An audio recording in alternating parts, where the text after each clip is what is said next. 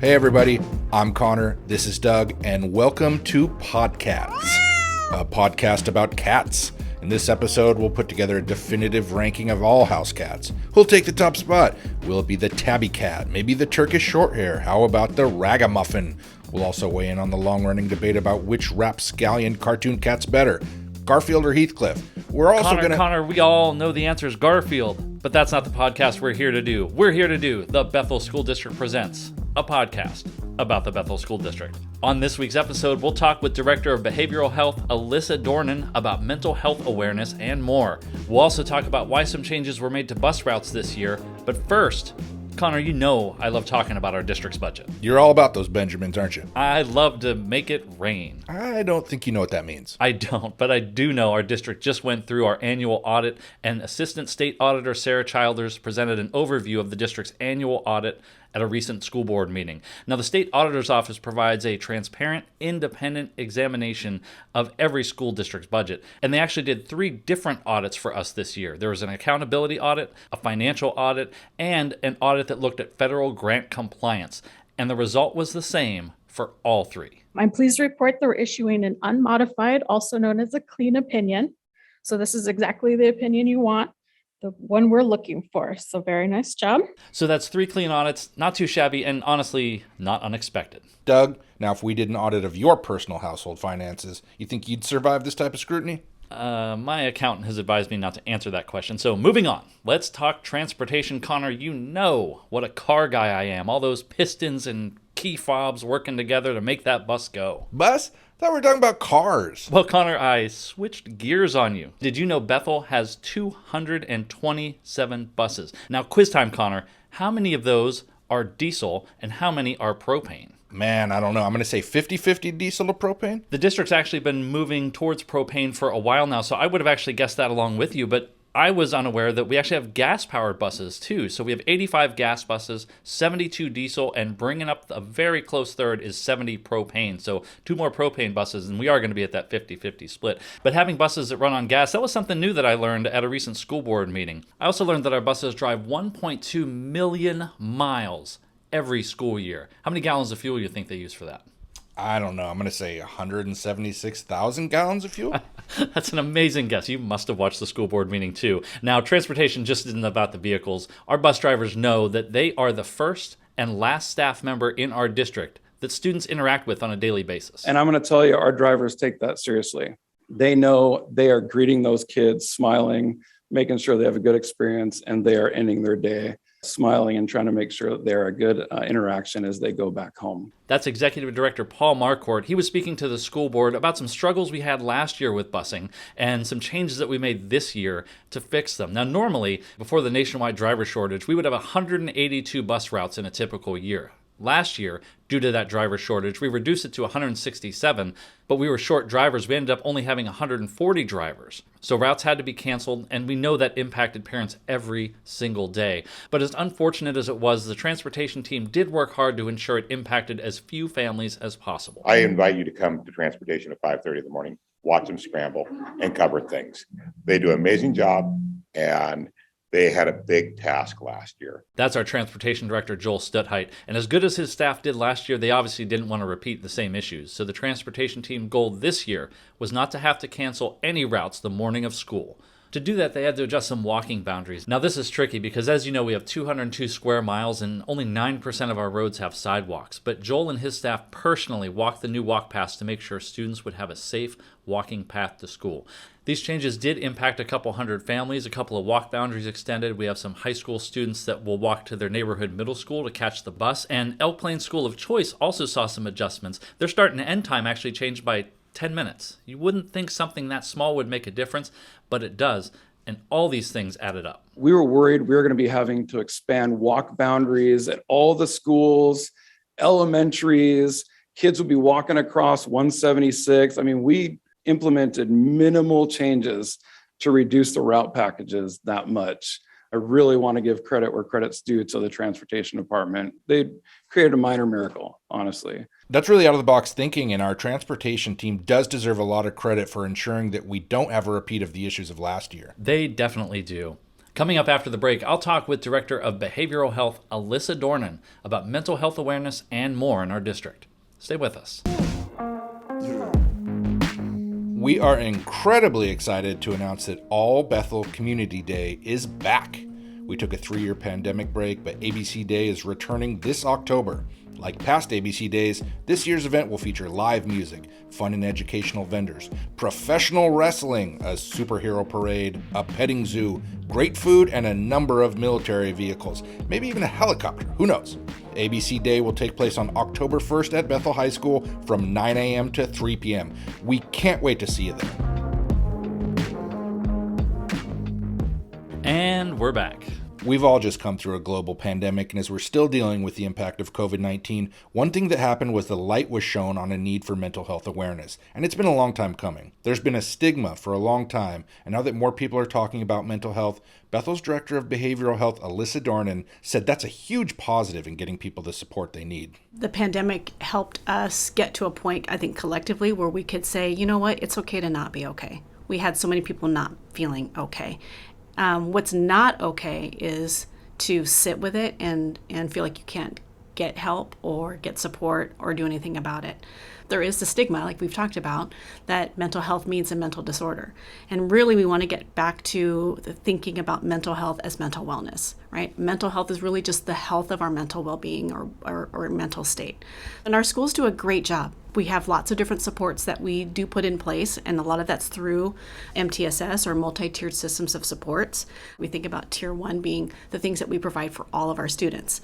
And so thinking about what we have in our schools, we have curriculum around social emotional development. We have opportunities with our students to teach them about how to manage their emotions, how to regulate big, strong feelings. We have restorative practices that we are trying to use more consistently at all of our schools. So we've got some of those supports. What's difficult are some of the things that we can't necessarily control outside of the schools, and one of that being access. And in Bethel, many of our families, and really across the state, but in Bethel specifically, many of our families experience one barrier to mental health supports after another. We have areas where it's just hard to even, get transportation to get to services for mental or physical health. We have long waiting lists, and the average last year, and it was even before the pandemic, anywhere from 3 to 9 months. A parent or a caregiver may be sitting on a waiting list waiting to get their child some supports, and that's just not okay. Right, 9 months. I mean, we're talking almost a year with something going untreated that we know there's a problem and you just can't find someone that they can talk to. Absolutely. And then you think about the loss of learning too, right? So you've got a student that's having some pretty significant challenges that we could have intervened on earlier, that could have opened up many doors to their own learning and be able to, provide those pathways to better education for the student. So we can't wait. I love that you mentioned transportation as being a barrier. I'm not happy it's a barrier, but the pandemic really opened our eyes to online meetings, online school, and even online medicine. And that's something that the district is bringing in through a new group called Hazel Health. Tell me about that. Yes, that's so exciting. I'm glad you brought that up, Doug, because Hazel Health is going to really change the trajectory for many of our families that have been sitting out there waiting for services, or that would like to be able to access services, but transportation is that barrier. So our work with Hazel Health will look like students being able to access mental or physical health from their homes from 7 in the morning until 7 in the evening, and they can do it without having to wait 3 to 9 months. They can have services within 2 to 3 weeks. So these students will be able to access licensed clinicians, doctors, counselors from their home using their district iPads. And that's something from our technology levy that's been renewed ever since it came about in 2014. Thank you again, Bethel voters. You are part of this solution, and our students are going to be getting some great help here because of your tax dollars. Thank you. Alyssa, tell us a little bit more about Hazel Health. The board has just approved Hazel Health to come on board and work with us in this capacity. So it's going to be a slow rollout, but I'm really excited about it. So tell us kind of just where we're going to be going with them. So what it looks like is that by mid-September, all students preschool aged through 12th grade, so all Bethel students, P through 12, will be able to access mental or physical teletherapy appointments from their homes. So a family member, a staff member would be able to start submitting referrals if a student needs some mental health supports. And again, that could range from something really mild to like, hey, we're just dealing with a little bit of anxiety or depression. It could be around grief counseling. It could be even something more significant.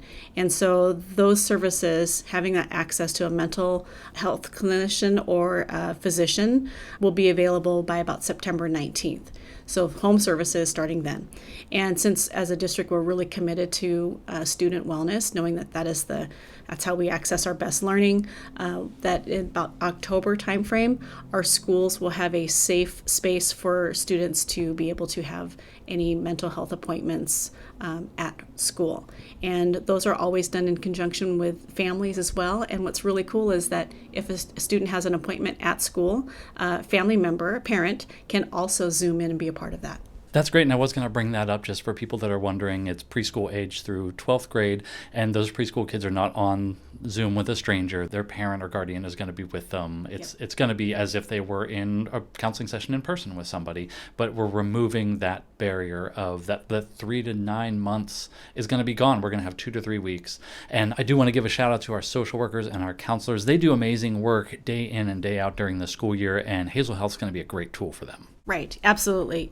Hazel Health and our school counselors and social workers are going to be playing a very integral part in making sure that they're partnering on providing supports for the student.